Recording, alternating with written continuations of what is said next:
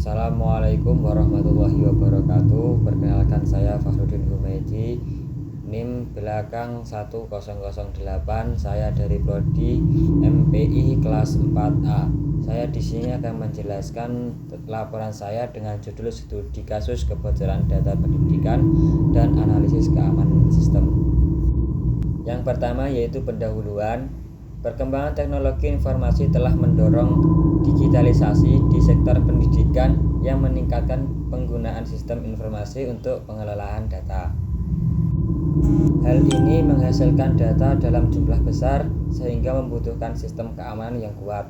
Namun, meningkatnya digitalisasi juga diiringi dengan resiko kebocoran data yang masih sering terjadi di Indonesia akibat kelemahan sistem pengelolaan dan faktor manusia. Sektor pendidikan menjadi rentan karena menyimpan data sensitif seperti identitas dan informasi akademik. Permasalahan utama meliputi lemahnya keamanan, kurangnya kesadaran pengguna, serta kesalahan manusia. Berbagai penelitian menunjukkan bahwa kebocoran data berpengaruh oleh faktor teknologi, manusia, dan kebijakan, sehingga penanganannya memerlukan pendekatan yang menyeluruh. Selanjutnya yang kedua yaitu penyebab terjadinya kebocoran data pada sistem pendidikan.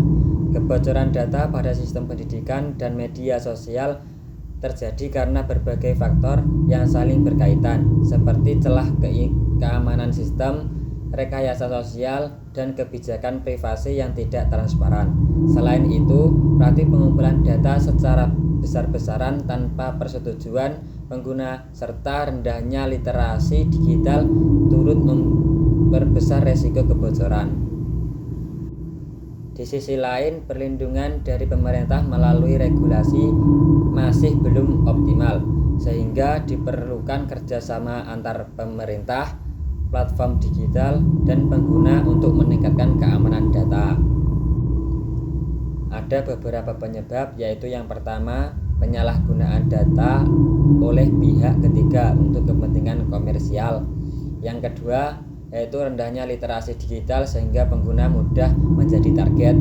Yang ketiga, penggunaan kata sandi dan pengaturan privasi yang lemah. Yang keempat, minimnya edukasi keamanan digital. Selanjutnya, materi yang ketiga yaitu dampak kebocoran data terhadap pihak sekolah, siswa, dan tenaga pendidik. Yang pertama yaitu dampak kepada sekolah, yaitu kepercayaan publik menurun dan operasional terganggu akibat serangan siber. Yang kedua yaitu dampak kepada siswa.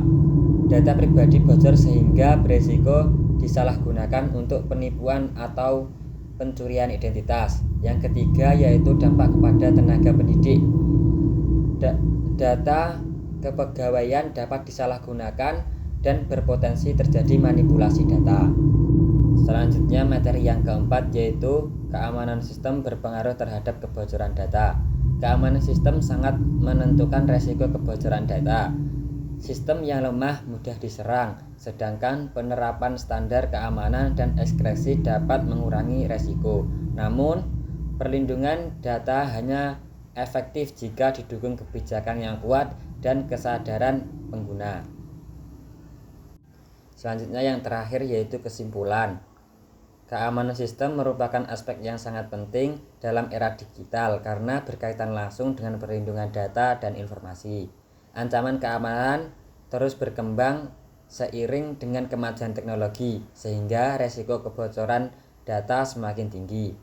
Oleh karena itu, diperlukan upaya yang serius dalam menjaga keamanan sistem baik dari sisi teknologi maupun pengguna. Rekomendasi: berdasarkan hasil analisis peningkatan keamanan sistem perlu dilakukan melalui pembaruan teknologi serta penerapan enkripsi pada data penting. Pengaturan hak akses harus diperkuat agar lebih terkontrol. Selain itu, edukasi kepada pengguna, pelaksana audit secara rutin, serta penyediaan cadangan data dan kebijakan keamanan yang terstruktur menjadi langkah penting dalam menjaga keamanan data secara menyeluruh. Sekian itu tadi presentasi dari saya. Apabila ada kurang lebihnya mohon maaf. Terima kasih. Wassalamualaikum warahmatullahi wabarakatuh.